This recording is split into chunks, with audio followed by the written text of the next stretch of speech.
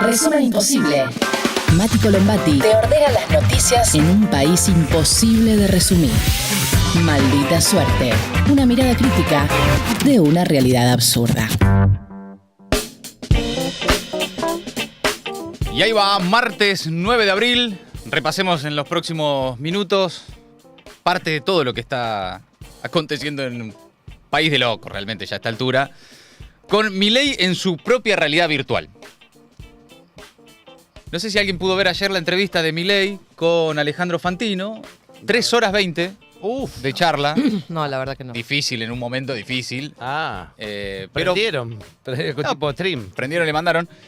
Para el que no la vio o para el que se perdió y no tuvo la oportunidad de dedicar 3 horas a escuchar al presidente con Fantino, bueno, traje algunos de los momentos, los highlights, los momentos más destacados, los grandes éxitos, que dejó posta un montón de títulos, obviamente porque es la característica de Milei cuando habla, ¿no? Y sobre todo cuando habla mucho, ¿no? Habla de todo habla como si tuviera mucha certeza al respecto y tira definiciones todo el tiempo, pero el problema no es tanto ese, sino la realidad virtual de Milei. Milei se creó una realidad virtual en sus redes. Elige creer su propia realidad. Se creó en su mundo virtual de Twitter. Se creó su propio mundo virtual en Twitter. Sí. Se rodea de 2 personas. Habla con 3 o 4 periodistas y ahí va por la vida convencido de cómo son las cosas para él. Y el que no compra su relato es un imbécil. Entonces la discusión con Milei ya no es sobre hechos, ni siquiera sobre interpretaciones. Es una discusión imposible con alguien que elige creer datos que no son reales. Esta vez fue hasta el punto de citar, en la nota con Fantino, una cuenta bot de Twitter que supuestamente analiza precios, bot Jumbo, para decir que los precios están bajando en el supermercado. Y después el usuario de esa misma cuenta tuvo que aclarar que todo lo que publicaba era completamente inventado. Es decir, Milei, para defender su gestión económica y destacar la supuesta caída de precios, le cree más a un bot de Twitter con datos inventados que a lo que sucede en la realidad, en la vida real de las personas, o incluso en los datos oficiales de su propio gobierno. Escuchen este momento. Caída de precios. Caída de precios. Caída de precios. Fantino, caída de precios. Esto es en marzo 19, más o menos, sí, por acá. Marzo, 7 días, 5.22. O sea, ¿qué pasamos? De 5.22 a menos 4.52. Se va a derrumbar la tasa de inflación. Porque ¿qué es lo que pasa? Y yo esto lo adelanté. No, ¿Viste cuando el tipo de cambio estaba en 1.350 y cayó a 1.000? Dije, el dólar es un indicador adelantado. Porque es un activo financiero. ¿Qué quiere decir esto? Que en algún momento, cuando pase todo el quilombo de la estacionalidad, de lo que es febrero, marzo, abril, se va a caer como un piano la inflación. Loco, ¿estás con fe que esto, septiembre, octubre, lo tenés encaminado? No tengas duda. ¿Eh? No tengas duda. Caída de precios, Fantino. Ay. La cuenta que cita, y muestran en pantalla ahí en Neura, en el canal de Fantino, es @bot_jumbo. Que después de esta entrevista salió a aclarar. Esta cuenta es un experimento social. Nunca analizó precios, ni existió ningún bot que siguiera los productos de Jumbo. Pero sí sirvió para una cosa: ver la necesidad que tienen muchos en mostrar resultados que la realidad les niega. Es excelente Es lo muy que pasó. bueno. Es Por favor. Extraordinario. La misma cuenta que él Por cita favor, es increíble. como datos para decir, mirá, baja la inflación, Fantino, baja la inflación. Sale después a decir, che, esto es todo falopa, ¿eh? Sí. Aparte se tomaron un laburo, ¿eh? Vienen desde marzo, de mediados de marzo, laburando con esta cuenta. ¿Y con el de Coto es lo mismo? ¿Pasó lo mismo? También es... Por lo menos por ahora la cuenta de Coto no aclaró que sea con información falsa, ni salieron a decir, che, esto es todo falopa. Pero si vos vas a la cuenta de Bot Jumbo, la siguen ministros. Sí. La sigue el muchacho Iñaki, la Pepona, la siguen los libertarios. Estaban siguiendo esa cuenta de Jumbo y tomándola como precio de referencia real. Y resulta que, bueno, que efectivamente era No la puedo creer. un bait total en el que entró el presidente. Pero no solo Milei entró en esa. También el ministro de Economía citó el bot de Jumbo como dato de que hay deflación. Es decir, de que los precios no solo no están aumentando, sino que están bajando. Bien. Escuchá. Decir una cosa. cosa que va a sonar, está realmente colapsando. ¿Colapsando qué?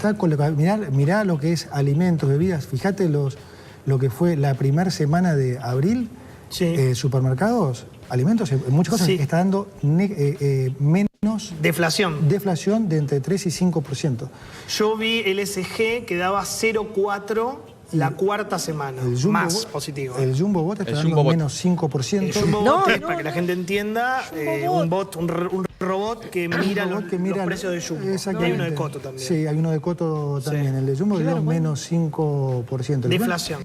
El Jumbo Bot dio menos 5%. Sí. Vergüenza. El ministro de Economía, que tiene además datos oficiales, digamos, tiene el INDEC que va a dar la inflación de marzo ahora el próximo viernes, que dice el gobierno que anda alrededor del 10% y todas las consultoras nos dan menos de 12%, así que atención a lo que pueda llegar a suceder ahí en esto, de que ya no solo crear una realidad, sino empezar a intervenir en los datos reales. Estoy choqueada con lo que acabamos de ver. Es el ministro de Economía, porque si hay alguien que no termina de caer. Sí. Es el ministro de Economía y el presidente de la Nación citando un bot de Twitter falso, con información falsa, para explicar, para defender su gestión económica y explicar que los precios, insisto con esto, no es que no están aumentando tanto como antes, están bajando. Un nivel de construcción de una realidad paralela y virtual alarmante, tratándose de un tipo que efectivamente habita ese universo y cree que todo lo que ahí sucede es cierto. Entonces la discusión con alguien que elige creer sus propias mentiras, complicada, ¿no? Ahí ya entonces no importa, insisto con esto, ni el dato, ni la interpretación de los datos, ni incluso el abordaje ideológico de un mismo dato que puede suceder. Decir, che, mirá, a mí esto me indica tal cosa y otro no, a mí me indica tal otra. Ahora, el tema es cuando ya los datos son falsos y sobre eso el presidente está basando su diagnóstico de la realidad, sobre la que después tiene que ejecutar. Bueno, gravísimo. Ahora, a pesar de todo, dice Milei que es el segundo presidente con mejor imagen del mundo. De hecho, hoy la aprobación de la gestión supera con claridad, digamos, a lo negativo, y mi imagen está en los mismos niveles de cuando asumí. Con todo lo que pasó en el país en estos meses. Exacto. Y hoy se reveló un dato donde soy el segundo presidente con mejor imagen del mundo. Tomá. Anda a chequearla la concha. Del mundo, le dice Fantino. Sí. Boludo, es un montón. Además, esto se reveló. Se reveló. ¿Ves que él va creyendo sus propias mentiras? De verdad las cree. Se reveló que soy el segundo presidente con mejor imagen del mundo. Bueno. En esa misma encuesta, que igual él tiene supuestamente un 67% y atrás de él está su enemigo AMLO, que tiene 64% después de toda una gestión. Es extraordinario. Bueno, obviamente, en una charla de 3 horas quedaron muchos títulos, momentos así, un montón. No vamos a tratar de, por nuestra propia salud mental, se lo voy a tratar de resumir con responsabilidad afectiva, ¿no? Ten en cuenta que yo no lo vi, Matías. No, yo tampoco lo más vi. importante y no me hagas entrar no me hagas renegar. Con un poco de humor también, me entra mejor. Dice que el Estado, algo que él viene repitiendo, es el enemigo. O sea, habla del Estado como enemigo. El presidente de la nación, jefe de Estado, habla del Estado como enemigo. Estupendo. ¿Vos odiás el Estado? ¿Tenés algo contra el Estado? Sí, obvio, claro, el Estado es nuestro enemigo. Pero pensá esa el respuesta, Estado, Javier. Pensala, no. Pero pensala, porque el Estado... Pero ¿cómo digo, a ver, es algo que pienso hace más de 10 años. Está bien, pero Javi, escuchá. El Estado puede ser tu enemigo, pero no puede ser todo el Estado tu enemigo. El Estado es el enemigo. Pero no todo. El Estado es una organización criminal violenta que se financia con una fuente coactiva de ingresos llamada impuestos. Sí, el Estado es el enemigo. El Estado es el enemigo, chicos. Casualmente soy el jefe de Estado, así que... soy su enemigo. Eso explica un poco también que todo lo que hace Milei tiene como norte, como horizonte, destruir el Estado, ¿no? Bueno, justificó los tarifazos que se vienen, también con una construcción de la realidad muy particular, que es que el problema no es que la energía, la luz, el gas, el agua, es cara sin subsidio y que va a estar 1000% más caro el gas a partir del mes que viene. No es tanto ese el problema, sino que hace 20 años que a vos te están haciendo pobre. O sea, ¿cuál es el razonamiento de Milei? No es que las tarifas son caras, y que nosotros las estamos encareciendo. El problema es que vos sos pobre. Claro. Entonces, como vos sos pobre y las tarifas en realidad no son caras, las voy a poner más caras para que vos seas más pobre. Sí. Es como una... A ver, escúchalo. El tema no es que la energía o el gas o el agua es cara, sin tarifas, es sin subsidio. El problema que tenés que entender es que 20 años de populismo te dejaron pobre. El problema no es lo que cuesta la tarifa. El problema es que el país se empobreció. Claro, el problema no es que las cosas están caras, el problema es que vos no tenés plata. Claro. Entonces vos le podés decir, ¿qué estás haciendo para que tengamos plata para pagar las tarifas? Ok, eso ya sería otra discusión. No, bueno, en principio lo que están haciendo es no homologar cualquier paritaria que esté por encima de la inflación. Reventar todo tipo de ingresos. Sí. Reventar todo tipo de ingresos, ajustar en jubilaciones, no homologar paritaria del sector privado, despedir estatales, hacer todo lo posible para que la licuadora con alta inflación se coma los ingresos para después bajar, supuestamente, la inflación en la Argentina. Ahora, el concepto de... No es que yo te esté poniendo las tarifas más caras, sino que vos sos pobre de antes, entonces no las vas a poder pagar. Es novedoso. No, es mínima, alucinante. ¿no? Es alucinante en el sentido de alucinar. Sí. No, y además ahí la dificultad permanente a la que nos enfrentamos discursivamente, los que somos críticos del gobierno, que es no caer en estado de indignación permanente. Claro, es una trampa, es una trampa. Porque si no estás todo el tiempo diciendo qué barbaridad, cómo puede ser, mirá lo que dijo, y quedás en estado de indignación constante, ¿no? Porque son realmente muchas las cosas. Claro, es una oleada, es una avalancha de mierda. Bueno, fue en las últimas horas muy discutida la frase de Bertie Venegas Lynch de que en las estancias, ¿no?, los trabajadores necesitan a los niños. Oye, ya chiquito, querido, bueno, agarrate unos campos. ¿Qué dijo Milei sobre la frase de Venegas Lynch? Que fue absolutamente desafortunada, pero en realidad es culpa de Mangel, de la periodista. Ah, mira. Es culpa de los medios Bien. y de Romina Mangel por preguntarle. No de Venegas Lynch por lo que dijo. Escucha. De vuelta, acá el punto es el siguiente. Los liberales no somos manada. Y cada cual tiene su opinión.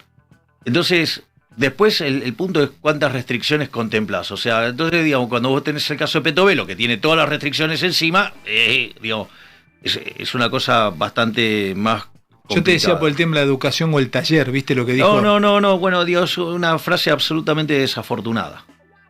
O sea, pero además sacada de contexto por una periodista, digamos, que juega en contra sistemáticamente. Es una periodista que vive hablando peste. Está bien, pero vos lo determinás como es desafortunada esa, vos no compartís eso. Obvio, digo, a esa periodista no le tiene que ni pesar el estudio, porque es una periodista que, digamos, o sea, lo que quiere es destruir este espacio.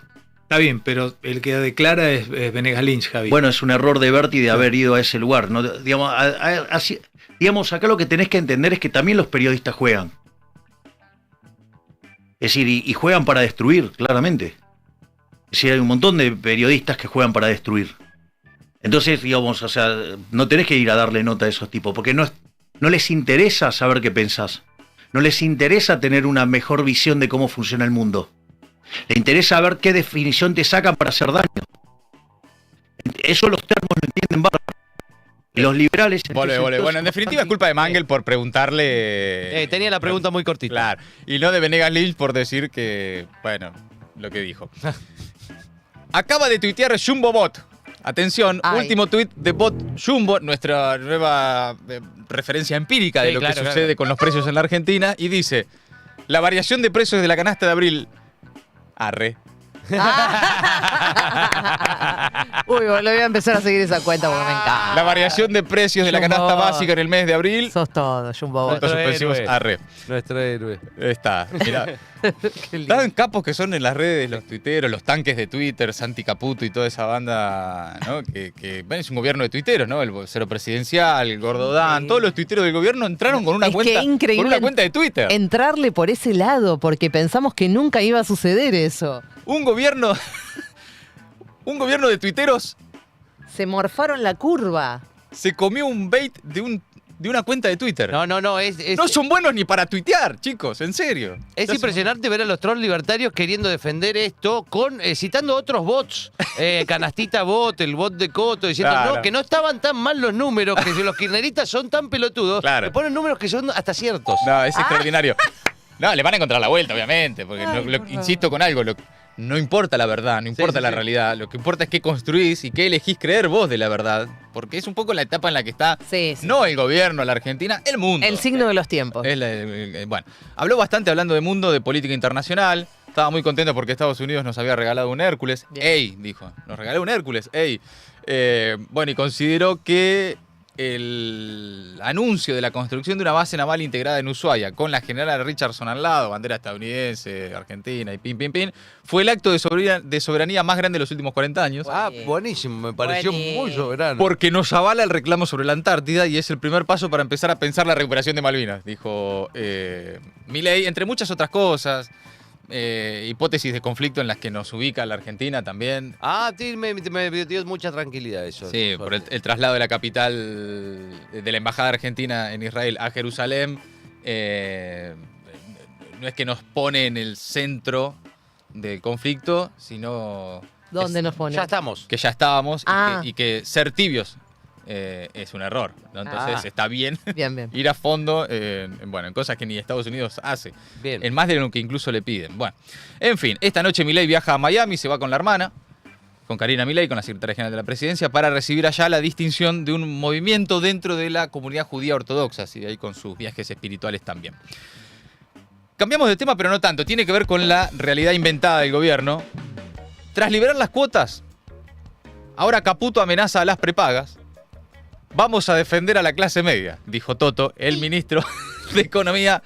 Dijo que las empresas de medicina privada le declararon la guerra a la clase media, pero no anunció medidas. No. O sea, esto es una barbaridad, dijo. Caputo en Twitter. Las prepagas le están declarando la guerra a la clase media. Nosotros desde el gobierno vamos a hacer todo lo que esté a nuestro alcance para defender a la clase media. ¿Y qué sería? Nada por ahora. No es que vos decís después de este tuit... ¿Qué es lo que está a su alcance, Colombati? Decime qué tienen cerquita. Sentarse a charlar con las prepagas y decirles, che, me parece que se te fue la mano, fíjate. Pero después de ese tuit vos decís, bueno, se viene un paquete de anuncios para que bajen la... Claro. No, nada, ese es el tuit. Por ejemplo, dar de baja el capítulo del DNU que desregula las prepagas. Bueno, no, vos estás pidiendo un montón. Es cierto, estos aumentos descontrolados son consecuencia de la desregulación de las cuotas de la medicina prepaga a través del mega DNU, el 70-20-23, tras una promesa además que el propio Milei le había hecho a los empresarios antes de asumir. Entre diciembre y marzo, la suba de las cuotas rondaron el 150%, algunas incluso más, según las propias empresas de medicina prepaga, que ahora, después de que Caputo dijo esto, lo invitaron a sentarse a charlar, a un diálogo responsable y transparente. Las prepagas dicen, vení, charlemos, tengamos un diálogo. Vos sí, porque Caputo diga, les hablé con el corazón y me contestaron con el bolsillo. Bueno, mira, ayer habló Milei, y un poco es eso. Sobre esto también habló Javier Milei, dijo que no cree que el aumento de la medicina prepaga haya sido con mala intención. Escúchalo. ¿Las prepaga, loco, con lo que subió? ¿Qué onda? Bueno, digamos, ahí lo explicó Toto y entonces les hizo el planteo y le dijo, bueno, no, mirá, ustedes se pasaron de rosca. Bueno, nada, entonces están laburando... Para bajar esos precios. Claro, pero digamos, pero no es Moreno, te pongo una pistola en la mesa para obligarte. Es, te explico de qué se trata. O sea, nosotros no creemos que lo hicieron con mala intención. Los tipos dijeron, no, mirá el quilombo que es esto. Y bueno, la escala nominal de esta, y sí, bueno. Y qué sorpresa. El mercado no se autorreguló. Ay, una vez más. Dice, ¿y qué quilombo esto? La escala nominal es esta, no entiendo. ¿No? El relato del gobierno y de Milei es que todo lo que aumentó mucho en estos meses es porque los empresarios, los formadores de precios, calcularon todo con $1 a 3.000. Claro. Okay. Dijeron, no fue mala intención entonces. El dólar se va a 3.000, entonces pongo precios. Y la verdad que tampoco se explica de esa manera. Porque después van a ir ahora a sentarse con las empresas de medicina prepaga y le van a decir, no, estos aumentos son en base a una recomposición de costos, de gastos, de pin, no tenía nada que ver con el eventual valor del dólar. Entonces, ahora lo que va a suceder es que se van a sentar, a charlar, y las empresas le van a decir, mirá, yo la verdad que necesito aumentar esto por esto y esto y esto, y Caputo dirá, la verdad que no lo había considerado, bueno, no pasa nada, chicos, sigan, pero traten de no declarar la guerra a la clase media. Y ahí va a quedar, no va a pasar nada. Va a ser siempre una postura. ¿Por qué, además? Así que van a decir, yo sé que ustedes pueden mejorar. No, pero dos cosas. ¿Por qué Caputo sale a decir esto? Primero, porque efectivamente han detectado... que es un quilombo. Que es un quilombo. Que les está pegando la línea de flotación este quilombo. Sí, y tal vez estuvo todo el fin de semana reunido con algún grupo de amigos, ¿no? Una pareja de amigos, se juntaron a comer y algunos amigos le habrán dicho, che, mirá que el tema de las prepagas se fue caro en serio, Toto. Igual, entonces el lunes dijo, no lo había pensado. Entiendo que lo están midiendo además. Obviamente. Igual, se nota en el tuit de Toto Caputo que ponen 3 líneas, 2 veces clase media. Sí. Ahora, es espectacular porque mientras Milei dice, las prepagas le declararon la guerra a la clase media. Vamos a defender a la clase media. Corte A te mete un tarifazo en luz, gas, agua, escuelas privadas. No te homologa las paritarias, claro. Entonces, hay dos... no es inocente, ¿no? Hay dos cosas. Primero, la preocupación de detectar que efectivamente hay un sector de la clase media que ya debe estar a las puteadas, ¿no? Entonces lo detectaron y salen a hacerse como los justicieros. Y segundo, echarle la culpa a las prepagas de una medida que tomó el gobierno. Sí. Desreguló el mercado de la medicina privada. ¿Y qué iban a hacer las prepagas? Aumentar todo lo que pudieran aumentar hasta que alguien les diga algo. Incluso cuando alguien les diga algo, le digan, flaco, hay un decreto acá que me avala a hacer lo que yo quiera. Y además era que el mercado se regula solo. Primero, que la cantidad de empresas de medicina prepagas son muy pocas y que, por supuesto, están cartelizadas. Inmediatamente se pusieron de acuerdo porque deben tener un grupo de WhatsApp. Bueno, el argumento del gobierno era que las empresas entonces ahora, al liberarlas, podían competir libremente, ¿no? Entonces, las desreguladas compiten libremente. Pero lo que en los hechos ocurrió fue que hay básicamente 3 grandes del sector, Swiss Medical, OSDE y Galeno, que sí deben tener un grupo de WhatsApp entre ellos 3. Tengas dudas. Y acordaron un sendero de aumentos muy por encima por la inflación, arrastrando a todas las compañías y poniéndose de acuerdo entre ellos, ¿no? Bien, en fin. Ahora no entendí igual cómo se declara una guerra con buena intención. No. No, está claro, no hay lógica. Bueno, Camioneros se prepara para un paro de 48 horas para defender su paritaria. Tiene que ver con lo mismo de lo que estamos hablando. ¿Quién es Caputo para meterse en un acuerdo entre privados? Dijo Pablo Moyano luego de que el ministro de Economía dijera que no se va a homologar el aumento negociado por los camioneros con el sector privado porque estaba por encima de la inflación. Moyano adelantó que el paro de 48 horas será propuesto y seguramente votado el próximo jueves en un plenario que tienen de camioneros. Y el dirigente sostuvo que hay que empezar a confrontar con el gobierno como el gobierno lo está haciendo con nosotros al ningunear el acuerdo firmado con las cámaras del sector. ¿Qué dijo Pablo? ¿Quién es Caputo para meterse en un acuerdo entre privados? Tanto que hablan de libertad. Yo le recomendaría a este señor que se suba a un camión, que esté un mes fuera de su casa, que viaje a Brasil, que viaje a Chile, con todo lo que eso implica, a ver si un camionero no tiene que cobrar un sueldo digno como se ha firmado. Nosotros lo vamos a defender, lo he dicho ayer, o por las buenas o por las malas. Por el aumento lo va a tener que pagar la Cámara Empresaria. Bueno, en paralelo, atención, la Unión Ferroviaria denunció el despido sorpresivo de 100 trabajadores. Eran empleados de Adifse, la empresa más chica dentro de las varias que tiene Trenes Argentinos, con 600 trabajadores. La mayoría profesionales especializados en infraestructura ferroviaria. No los dejaron entrar al edificio y les dijeron que esperaran el telegrama de despido. Desde el gremio dijeron que es toda gente que hace funcionar el tren y que la situación es muy grave. Escuchá a Liliana, una de las despedidas, habló ayer con Sensi Cohen y explicó la situación y a qué se dedican las personas despedidas.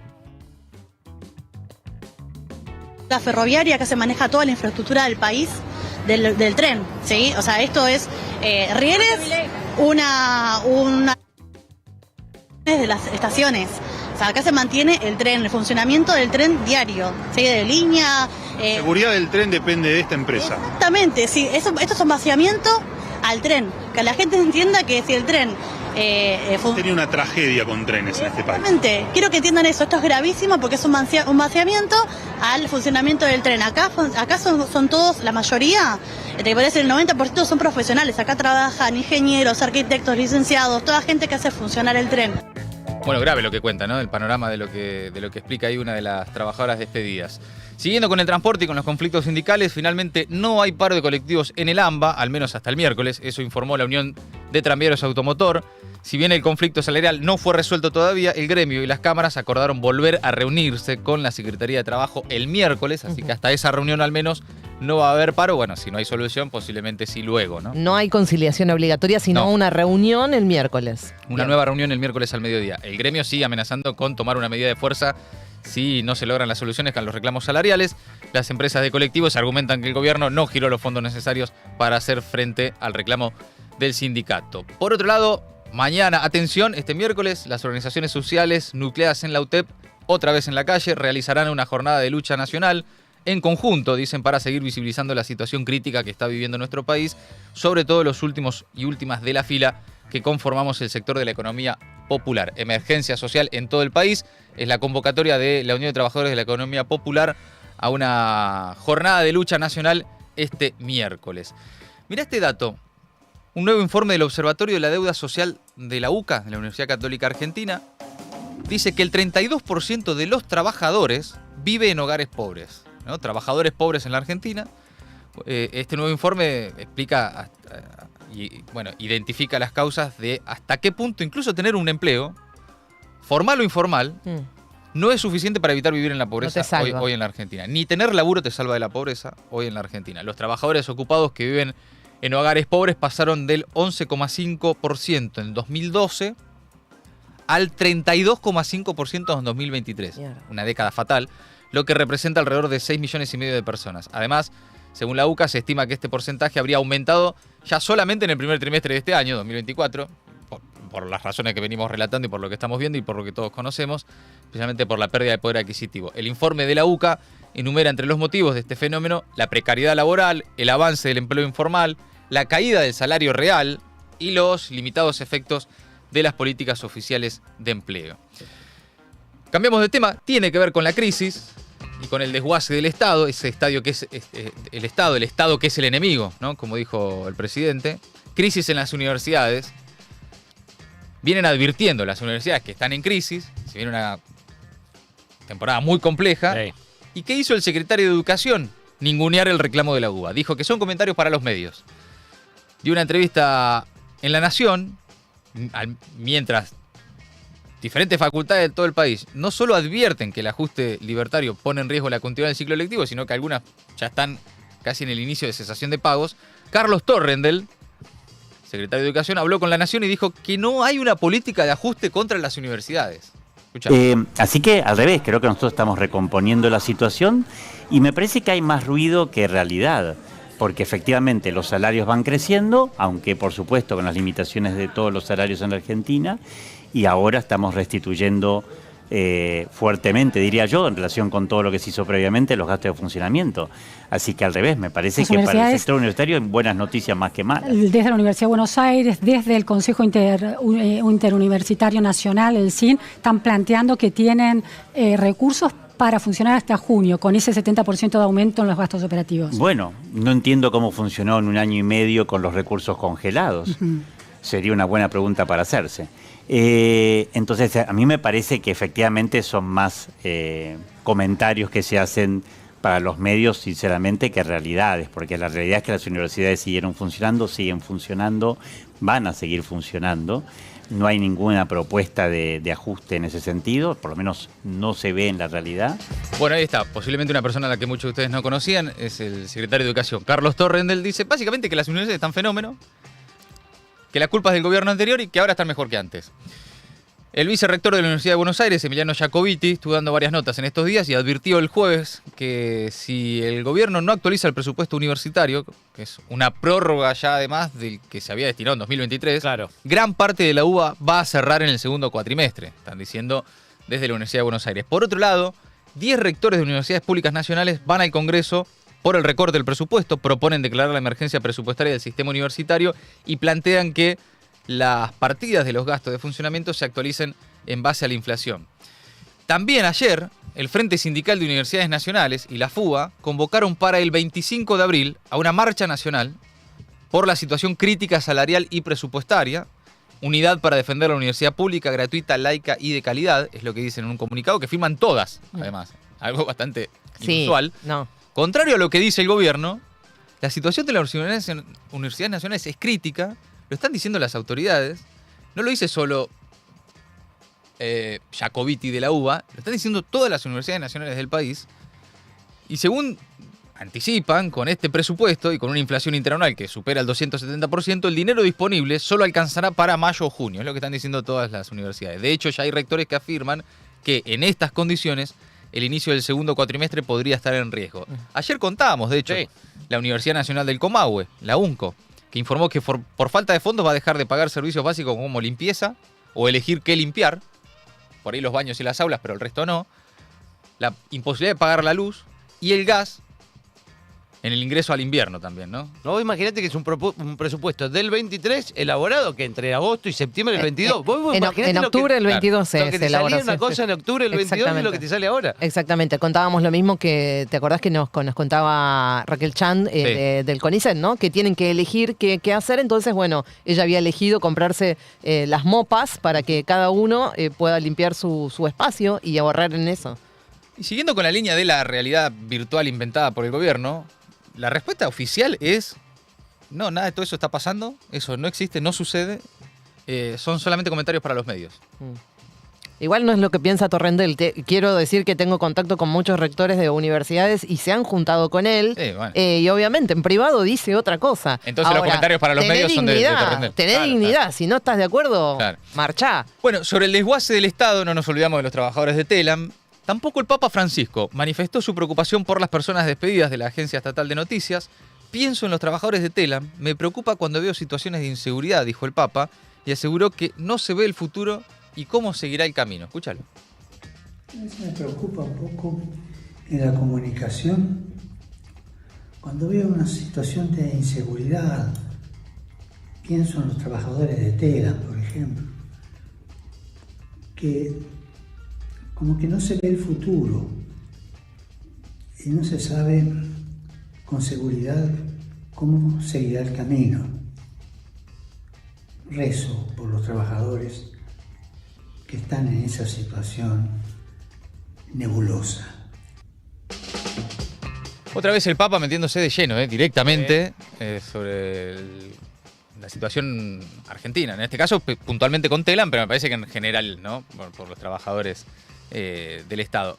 Bueno, frente a esto, ¿no? Muchas preguntas que nos venimos haciendo es, bueno, ¿qué va a pasar? ¿Quién va a salir? ¿Quién va a plantarse, digamos? Además de Jumbo Bot. Además de Jumbo Bot, digo, ¿no? La dirigencia está bastante ausente, escondida, especulando, con distintos tiempos, distintos intereses. Bueno, y están los que vienen diciendo, y en algún momento va a ser la gente. En algún momento va a ser la sociedad ya agotada, la que pueda llegar a intentar ponerle un freno a esto. Mira, justo ayer me encontré con el anuncio de un documental que se va a estrenar, Cuando el pueblo crea en el pueblo, se llama el documental, que se estrena el lunes 15 de abril, a las 18 en el auditorio de APSE, ahí en San José 247, acá en la Ciudad de Buenos Aires. Lo vi en la cuenta de Resistentes Argentinas, un documental que se va a estrenar entonces el 15 de abril, con entrada libre y gratuita, Cuando el pueblo crea en el pueblo. Y esto es lo que dicen los testimonios del documental. Escucha. Tanto apoyo. Pero este solo es el primer paso. Pero tenemos que jugar todo, hermano. Te van a sacar hasta las ganas de comer, olvidate. ¡Paro general! Vamos a estar acá, nos van a encontrar. Viene por nosotros, viene por la ley de tierra. Que lo que se quiere vender es todo un país. Nadie tiene que cruzar los brazos en la casa. Estamos como en el 2001. Nos castigan de la peor manera. Vamos a morir de hambre todos. En esta vamos juntos. Porque nos estamos cagando de hambre. ¡Un exterminio de la pobreza! ¡Matás a los pobres de hambre, hijo de puta! ¡Vamos a hacer notar el exterminio!